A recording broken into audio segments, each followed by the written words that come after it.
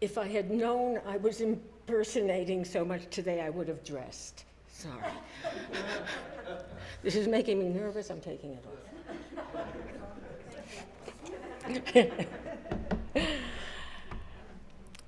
But I do have Dan's script here, and this is what he would have said about Judaism and peace.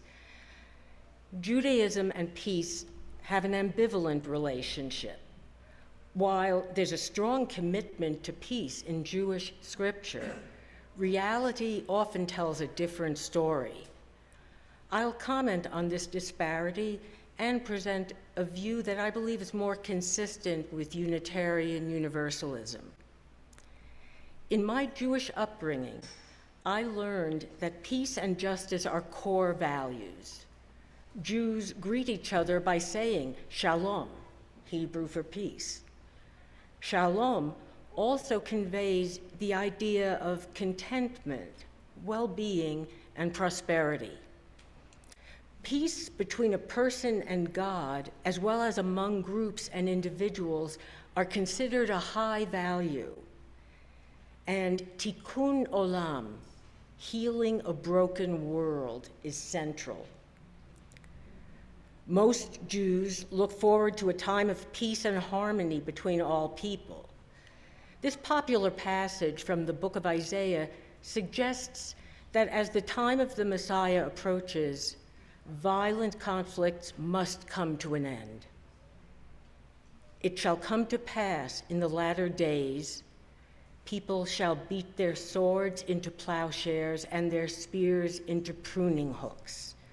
Nations shall not lift up sword against nation, neither shall they learn war anymore.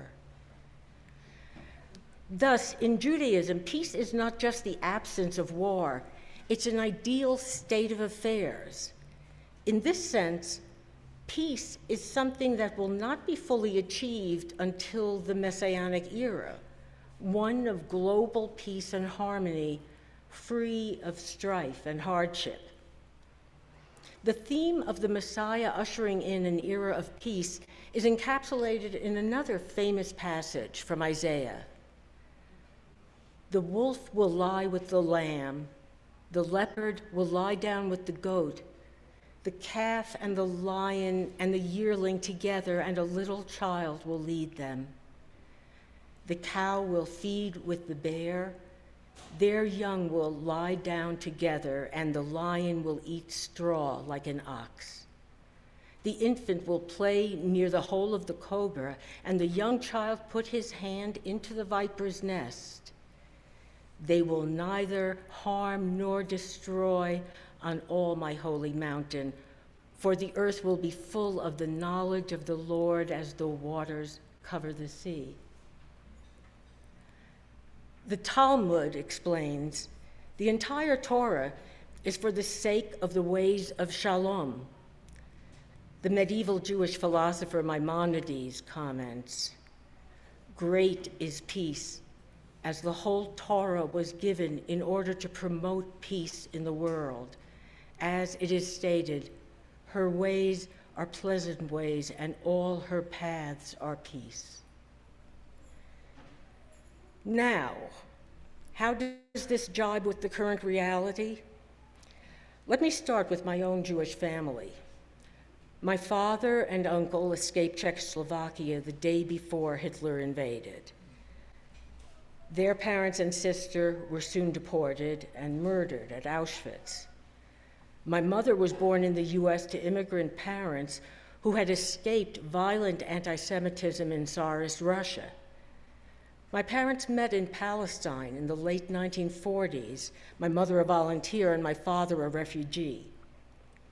Along with millions of Jews around the world, my parents were avid supporters of Zionism, the belief in the necessity of a Jewish homeland, and they witnessed the establishment of the State of Israel in 1948 and the war that followed. They married in 1950. I was born there a few years later. They viewed Israel as an island of safety for a people who were oppressed and almost annihilated. But there was a problem.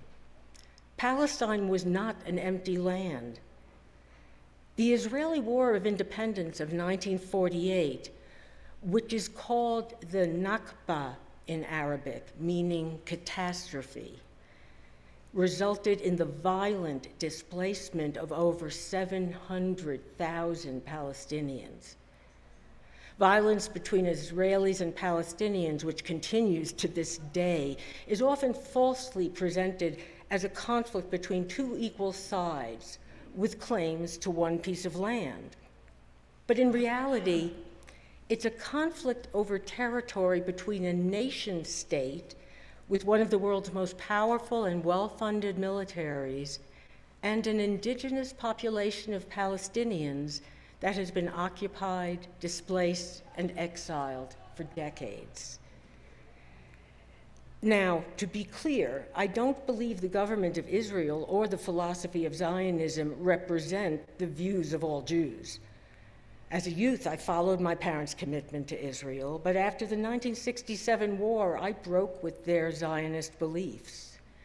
Since then, the Israeli government has continued to oppress both its Arab citizens as well as Palestinians in the West Bank and Gaza, fed by US dollars and military equipment.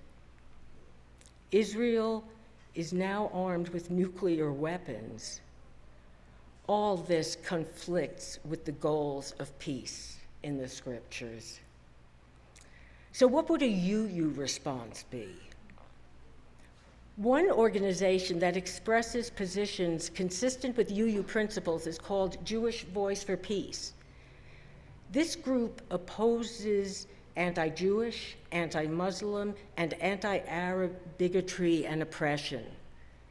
They seek an end to the Israeli occupation of the West Bank, Gaza, and East Jerusalem, security and self-determination for Israelis and Palestinians, a just solution for Palestinian refugees based on principles established under international law, an end to violence against civilians, and peace and justice for all peoples of the Middle East. They are inspired by Jewish traditions to work for justice and see such work as part of our collective liberation. They believe that being Jewish is not synonymous with Zionism or support for Israel. Their work is part of a broader struggle and commitment to end racism, anti-Jewish, anti-Muslim, and anti-Arab bigotry, and all forms of oppression. I believe that these positions are consistent with our first, second, and sixth principles: the inherent worth and dignity of every person, justice, equity, and compassion in human relations, and the goal of world community with peace, liberty, and justice for all. Shalom.